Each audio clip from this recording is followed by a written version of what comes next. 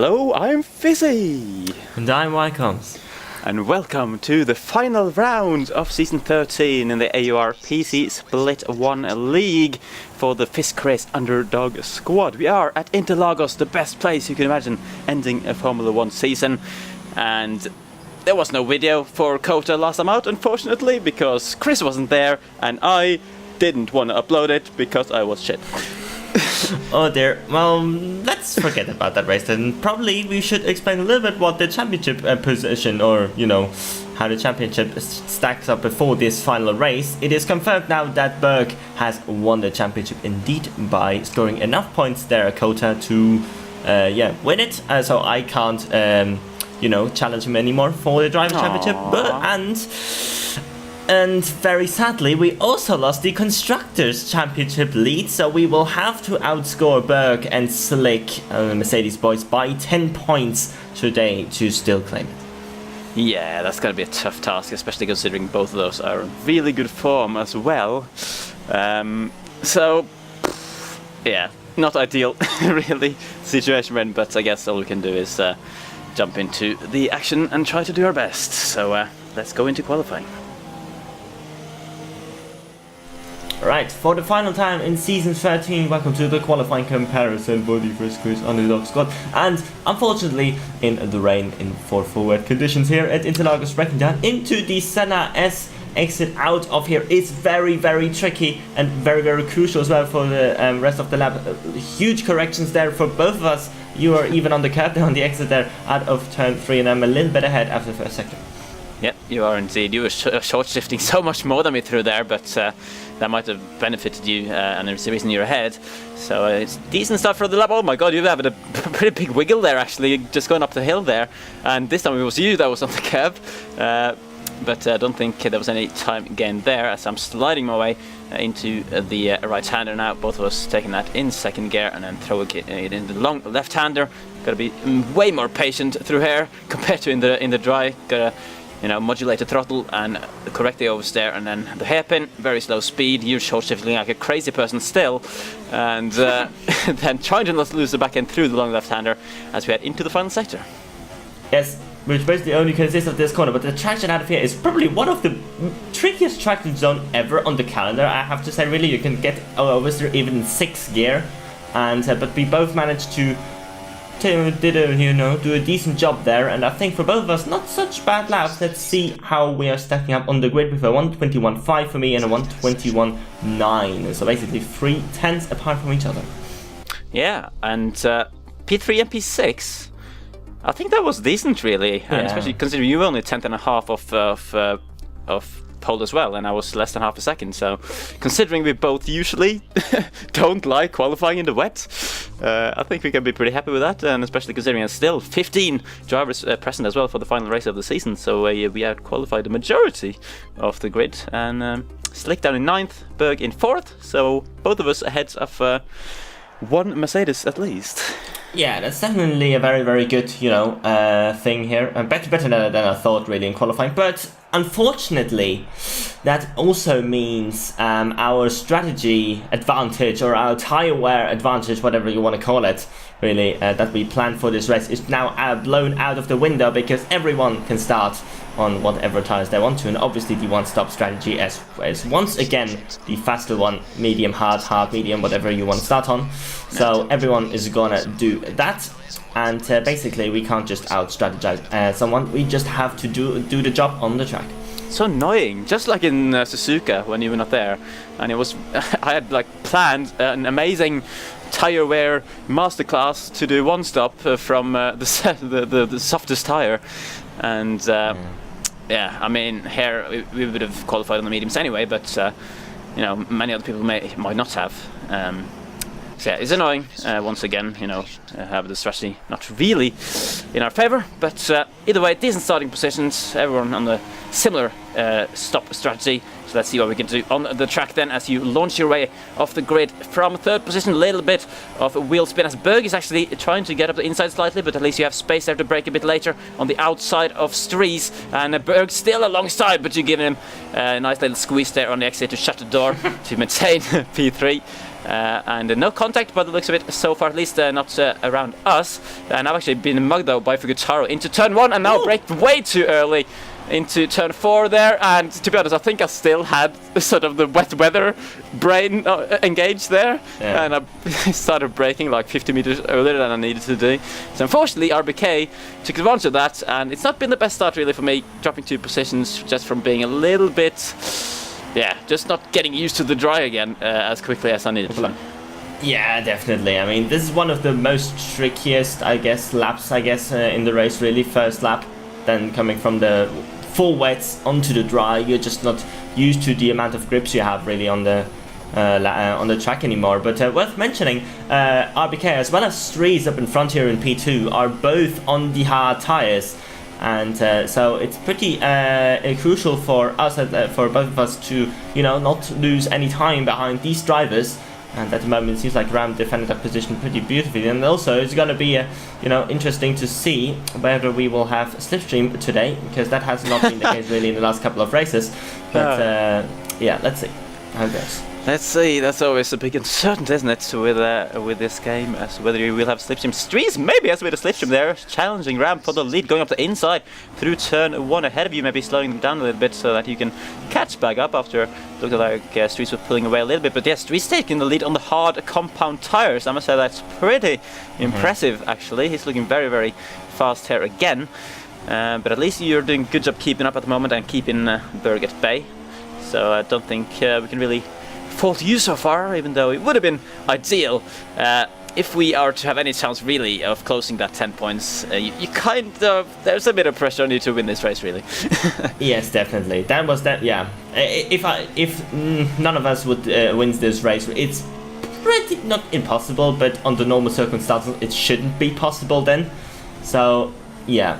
And but at the moment, it's not in such bad condition. Normally, Ram is someone who is very good, like probably one of the fastest drivers in the wet, really, in this league. But in the dry, he struggles a little bit more. So I was pretty confident to be faster than him later on in the race. Streets, obviously, someone to watch. But anyway, RBK was very quick in practice as well. So a lot of drivers could interfere into this race win here today, and I don't gain anything on that. Ram, and here comes Berg up the inside, even though I tried to defend there. Goodness! And he just tried to take 2 in one move, and somehow he stayed on the track there. That was pretty aggressive. I'm not sure how Berg didn't spin from just smashing into Ram's sidepod there. I must say, he was quite lucky, and we, in Constructor Championship terms, were quite unlucky there that he didn't kill himself. But yeah, that's how it is. So Berg up to P3, a little bit unfortunate, but oh my god, you're getting pretty close there, going up the hill in the second sector. No real crisis yet though, because obviously everyone here very close on pace at the moment by the looks of it, and a long race to go. And I'm sure at some point, when people start pitting and stuff, it might be a chance to do some laps in clean air. Jesus Christ, so RBK has gone through the medium runners here, Fugitaro and the Afro. That's very impressive, really. Oh my god. Very bad exit there from Afro. Let's see what you can do in the slipstream. Or if you have any, I don't even know. Let's see. Down the straight. Nope. Not really. Obviously, Afro DRS, so no advantage there either. Yeah. Obviously, Afro has a little bit of slipstream as well from the car ahead, if both of us would have had one, but not as much, really. Normally, in normal circumstances, you should be able to go there. Oh no! Oh dear. That's too close. Yep, definitely. It was not such a bad smash, actually. I was surprised that I got damaged there, because, remember Austria touching 14 cars in the back, way harder than this and didn't get any damage. And now, that's interesting. That's what the front wing damage does immediately. Yep. Oh god, this is going to be painful then. This is going to be not good, considering it's still over 30 laps to go in the race. And you're going to have to make the decision as well whether to change that wing on the pit stop or struggle with the... Surely I don't drive 30 laps in this wing. Surely not. Oh my god, there's Berg up the inside of Ram. A little bit of a twitch there. Ram trying to get underneath again. I'm very, very close down. Let's see, can I do anything about Ram here into this corner? It would be crucial still with the front wing damage to get past, and no. Nope. Oh dear. So I'm actually challenging Afro on the outside into turn 4, trying to brake a little bit late, but that's never going to work unless you're at least fully alongside into the braking zone around the outside there. So Afro was well staying ahead, although I was a little bit surprised actually, considering Afro did qualify ahead of me, that I was suddenly faster than him after he was looking quite good at the start of the race, and again he's not getting the best exit out of turn 2 and 3 here, so I should, because this time he doesn't even have DRS, so I'm gonna this time pull to the outside again as he's defending very hard. This time I am ahead, but braking pretty late. Can I get it turned in though? No, didn't quite get it turned in as much as I wanted to. There, and after the branch just slipped back underneath. I'm so annoyed with myself for that, because that should have been such an easy position claim there, but I think it just was a split second too late on the brakes, and that's why I didn't get a turn in for that. So yeah, that was my chance to pass Afro, but hopefully I'll get another one. Yep, definitely. Yeah, I mean, hopefully, really. He doesn't have any DRS, so it should be fine, as I still encounter some hilarious understeer in that corner. Surprisingly, I'm still in DRS. I was very surprised that I don't lose like half a second now per lap, but for some reason I was even green during that second sector, so I'm not sure what's going on at the moment. Streets is still leading on the hard tires, so that's weird as well. RBK is pretty close behind as well. And yeah, I've just set a personal best with front wing damage. I don't even know how that even is possible. That's very close to Afro there. A little bit unstable on the brakes as well. Can happen a little bit into this corner. I have to trail brake a little bit. And lap 12, I'm going into the pits. That's a very early pit, I have to say. I did in the practice, oh my god, that was actually close to get it. It was on 79 kph. Jesus, that would have just ended it fully, really, if you had gotten a drive-through there. But at least you managed to avoid that. This painful front wing change, so let's see what the time will be. Come on, hurry up, guys, what are you waiting for? Come on! God, they're taking fucking million hours even, and that's a 10.2 second pit stop for you. So about at least 7 seconds lost there. That might be close to you actually once you pit. That's a good point. Good point. Speaking of me, I tried to pass Afro again, didn't work. So getting a little bit annoyed actually by just not managing to make a move on Afro Air, and gonna try the undercut though on lap 13. On the next lap I'm gonna go into the pits a little bit more cautious. I knew 65, but at least avoiding a drive through. Both of us have done now hopefully the final pit stop of the season, so at least that's something. But let's see now where we will be. Obviously I will have hopefully a normal length pit stop. Classic 2.9 classic 2.9 minute pit stop there. Yeah, could have been better. And yeah, it looks like we will be very close actually. So you're coming into turn 1 now, so I'm on the exit. And here we go. It could be side by side even as you're gonna come past the pit exit here. Let's see. Nope, you're gonna be just ahead. So that's actually I'm fine with that really, because if I'd been ahead of you, considering I know your pace, I would probably have just gotten in the way. So that kind of worked out pretty well, and actually I can try to cling on to a bit of DRS on you even. Yep. So no, you probably don't have slipstream, but you at least you have DRS. No. That's something. And there was a car on the pit exit there, and that must have been for Guitaro actually. And now Afro is on the pit side exit as well. Where is he going to fit out? Still just ahead of me. Christ. I didn't manage to undercut him, despite him pitting on lap 16, which was it's very surprising that he was able to keep up the pace. Really, maybe the mediums got a little bit faster, which was normally the case anyway. But not that much really, because you was setting good lap times, high 12s I think it was. Yeah, to me actually. So keeping in DRS actually. So yeah, it's a bit annoying. So I'm going to still have to deal with Afro, and even now though at the start of lap 20, skipping on a bit, caught up to the heart of Guitaro, and you the gap to the front runners now that you were with before is quite massive. You need to get past Guitaro as quickly as possible really to have any sort of chance of catching up to those guys again. Yep.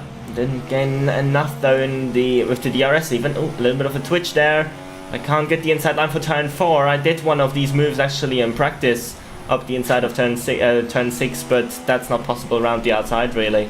And no move into here as well. Yeah, I probably need to start to think about trying to overtake Guitaro somewhere else than on the stretch, because it's clearly not working without any slipstream. And maybe here, exit out of here is normally something very, very nicely, where you can do something, and otherwise it has to be a dive bomb really somewhere pretty close here actually to thing, and I actually decided to go up the inside. FisChris started coming though, luckily. Oh, bit of a tire banging there as well as you're on the outside going through the left-hander, and that's the squeeze, and you've been spun off onto the grass.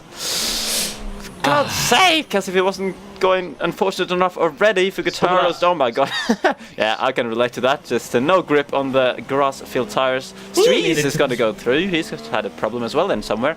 Yeah. But yeah, that's, oh god, that's annoying. From your view, it definitely looked like FisChris squeezed you massively there. But you never know with this game if it might have been different on his screen. It looks like it. Yep. That's all I can say. It looked like the classic F1 2016 lag incident, which we normally don't see too much on PC. We should see that much more on Xbox or on the consoles, really. But yeah, unfortunate that that really happened at such a point, really. Yeah, I mean, at this point, really, have you given up on the race win yet? Yeah, obviously. After the front wing damage, I definitely did. Anyway, for some reason, there's still a front wing damage there. Interesting. I just noticed it had a slight green there for some reason. I don't even know. Anyway, skipping on to lap 27, someone on the mediums is catching you. That is Failer in the Force India, and I assume he's on much fresher tires than you. So side on the hards. So it's gonna be... Yeah. See you later. On the outside, there we go. Better traction as well there. Oh, good enough anyway for Failer to get that position. Nothing I could really do to defend from the tire advantage that he had there. Oh, that's Ram. Oh, what? He must have put it again then, really. That's very interesting. That's not really... I don't understand why he would go for two-stop, really. But, sure. He's going to also be on really fresh mediums though, so it's going to be hard for you to keep up with him, really. Yeah. And actually, we're going to skip up to lap 33, because not too much happened in that little gap there, and Ram is actually now with me instead. So there we go. And I doubt I'm going to have too easy a time to keep him behind. Hopefully I'm still just within the DRS of Afro though, otherwise I could be a sitting duck here on the straight. Hopefully Ram will also have the slipstream glitch at least, so that it will be a tiny bit easier. Like and it does seem like it, because he's not really closing, as I do have the DRS as well. Indeed, he's closing under braking, but I'm going to shut that door to not let him slip up the inside. Also going to try to get a good exit through here, so that again I can defend on the straight, and again I am close enough to have DRS. So yeah, it's going to be a tough task really in these final 3 laps. Unfortunately, at this point we've kind of, we've kind of realized unless Berg disconnects, the Constructors' Championship isn't really going to happen, unfortunately. No. So and you I think you'd need to gain a little bit more, 1 or 2 more positions. And Afro is probably the best chance you really have, since Failer is on the mediums. But for that to happen, really, Afro needs to drop out of the DRS of Failer to make it happen. So let's see that. We go ahead, gonna head into the final lap in just a moment. The final lap of the season. Slight lock up there for me into the final corner. That could put me under pressure from Ram, who's right behind me in the traction zone. And I'm putting fuel up to wrist jobbers, even though I'm a little bit close actually on running out here. But it looks like I'm actually pulling away from Ram on the straight somehow. Not sure why where that straight line speed came from. And actually closing in on Afro a little bit. Maybe going to try to line him up for a move. Instead, no, that's not going to work with that oversteer. And actually, I've been touched by Ram as well. I kept my foot in though. But yeah, I definitely felt a touch from Ram there through turn 3. Just went off the track to make it look a little bit more dramatic. But yeah, at least I've stayed ahead. Kind of lost touch to Afro though.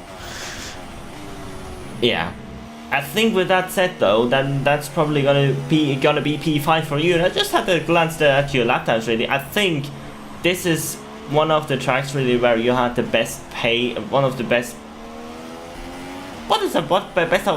performances regarding pace, I would say. Sure. Because going into under 12.5 really on the hards in the end is pretty impressive, and just shows as well that you have really good tyre as well. Berg wins race actually, interestingly enough, which is not really surprising since Dries did not compete there at the front in the end. RBK, I think, finished second. You gotta finish fifth. Pretty solid result, and I'm going home. And I'm going home in seventh. What the hell? I'm bringing home seventh. I'm waiting for Fugutaro. Just weaving a little bit there. Sure. I was still not happy. I think he wasn't happy either, because we both lost a shot there at a podium position maybe, but these are the final results here for the Brazilian Grand Prix, and the new champion also wins the final race of the season in very, very, very, very close fashion there with RBK. They have kind of been in their own league really after everyone else broke apart, and in the end Slick in 10th position, but it actually would have been enough if Berg would have disconnected. Anyway, exactly. But we do not wish such bad luck to anyone really, and these are the final standings for the Drivers' Championship. Yeah, so I'm pretty pleased with P5 really, and that is gonna serve to make me safe in P6, even though Fowler finished just ahead. She's gonna move ahead of Strees, but yeah, P6 for me. I think it's been quite safe for you for a while to finish in second, which you can blame your holiday that you lost the championship maybe, but it would have been hard anyway, obviously, considering Bergs has been really on fire in the last few races as well. And yeah, I think definitely a really good season for you. Yes. I dropped one position from season 12, but still, considering the general competitiveness throughout the field in this season, even though, there was no absolute alien like Tigger or something, the whole field was really, really competitive. So I think P6 is still pretty solid. And 20 points in the end between us and Mercedes in the constructors after Berg won the race. It's a little bit disappointing, really, but what can we do? I thought at least we could wrap that up, because we were leading by almost 60 points at some point. And obviously, I think we underestimated how much points we could lose really towards the end. I think it was really Spa that was the turning point. Yeah, definitely. Where, for me especially, from Spa in the last third of the race, of the season, I scored 14 points or something. Yeah. That's just basic. That's not much at all. And it is not enough, really, in the end. So I guess it's not really surprising that we lost such a huge amount of the lead, especially with Slick also performing very, very well at the likes of Monza, I think it was. Also Japan, I think, top P4 there. So yeah, it kind of, got the tables turned really in this last third of the season against us. But I guess we shouldn't, stick the head into the sand, or stick the head into the sand. Just, look back at a very, very good season, especially at our 1-2 at Canada. Oh yeah, that will be the highlight for sure. The Canada 1-2, which was pretty cool. Our wait for constructors will have to continue, I guess. But we never know. Maybe next season. I think overall a good season. Really, I've certainly enjoyed being your teammate, so at least that's good. Same here. And hopefully everyone has enjoyed watching these videos with both of us as well. That's gonna wrap up season 13 then. It's been a long ride for the FisChris underdog squad, but gonna be back in season 14 on F1 2017. Should be good. Chris, any final words? Not really. Regarding season 14, it's gonna be, we will see where we will compete in the end, I guess, since I think it's not decided really on which platform we were gonna do it. I guess that's gonna depend on some other factors really, but we will definitely stay together as teammates and see how it goes. Yeah. Alright, good stuff. So thanks everyone who has watched us throughout the season. Hope you enjoyed it, and we'll catch you again in season 14. Goodbye.